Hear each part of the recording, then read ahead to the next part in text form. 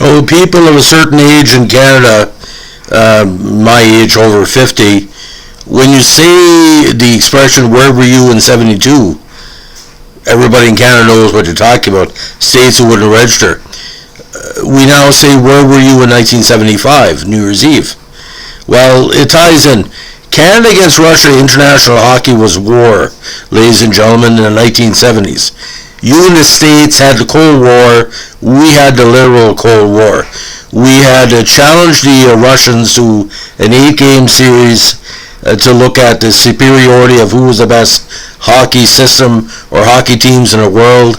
We eventually won 4 games to 3 with 1 tie in the Summit Series.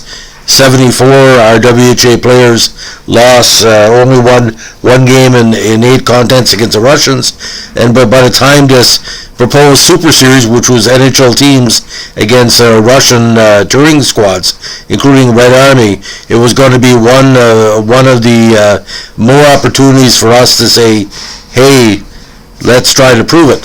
Now, the big game, of course, was New Year's Eve.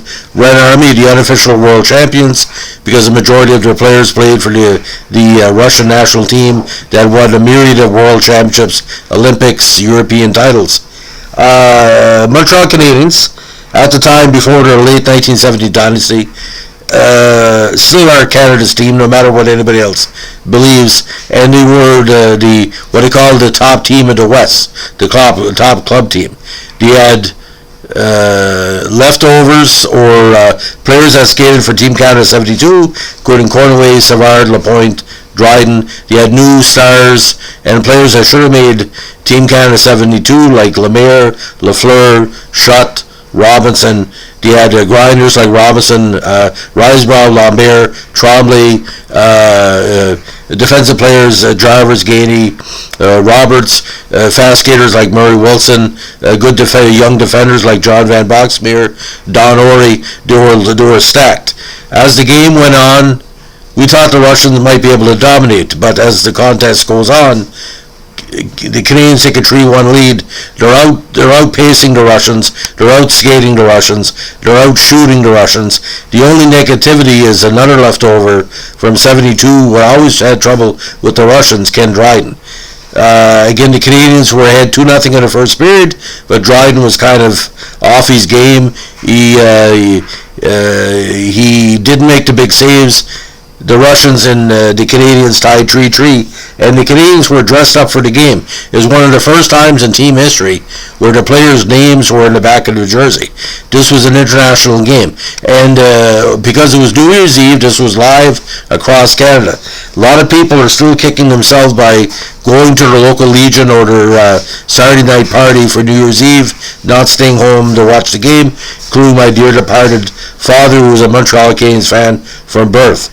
It eventually led to my mother and him. It was what they call a paper cut towards a divorce 8 years later. No joke. But a funny thing happened at the end of the game, ladies and gentlemen. In NHL Hockey Night in Canada games, players are asked to make post-game comments or comments right after the game. And you bring in Peter Mahovlich, who played against the Russians in 72, was very geared up to play the Russians in 75 because his brother Peter Mahovlich never trusted the Russians because of his Eastern European background. So Peter Mahovlich is brought in.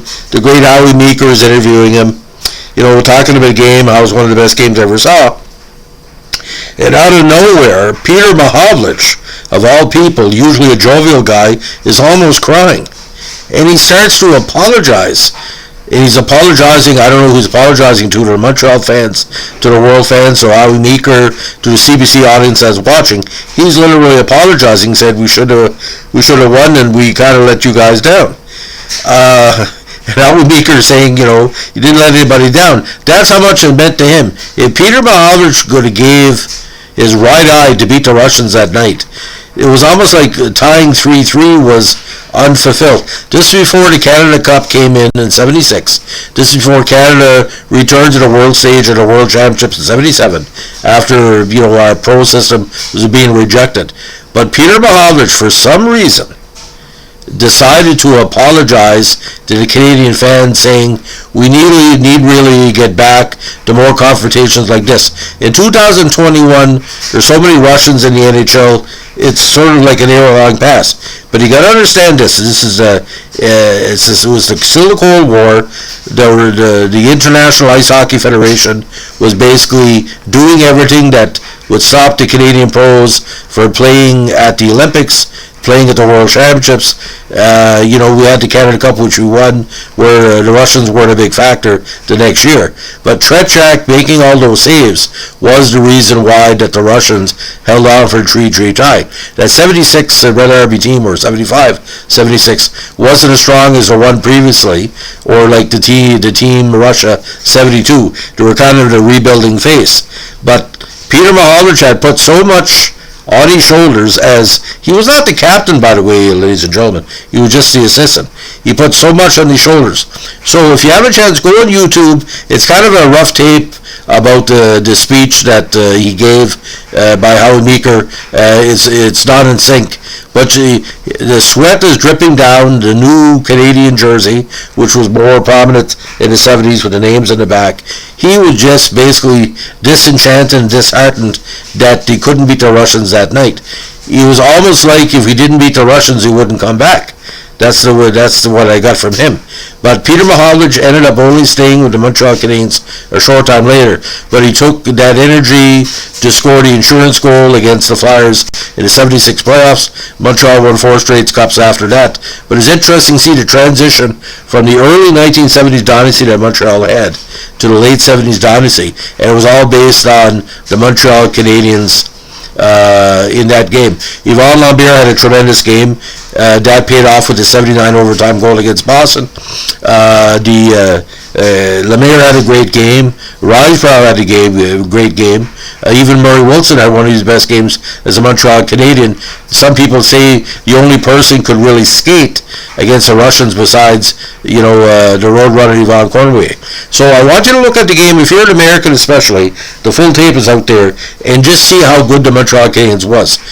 That wasn't even the 1977 team that only lost 10 games the whole season in the playoffs, where he won 72 games that year and only lost 2 games at home the whole season, one against Boston in the regular season and one, I think, against the Islanders in the playoffs.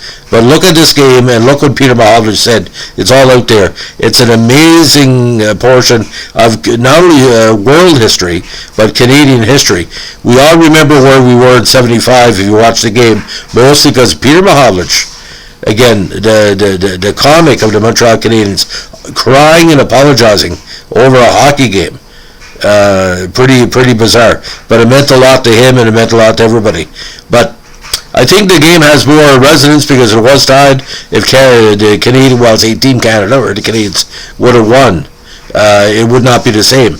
And it predicted Dryden's downfall, because within 4 years he was out the NHL, because he knew his style of play couldn't compete internationally. We saw that in the Challenge Cup as well in 79. But there's so many layers to that. There's so many books that have been written. Check out the different books that have been written from the Canadian and Russian side about what I call the greatest hockey game ever. That will give it a short version. Anyway, thanks for listening. Don't forget to like, comment, and subscribe if you like we're doing with our historical podcasts, and there's other Montreal Canadian podcasts on the channel. Please check them out. Have a good evening. Bye.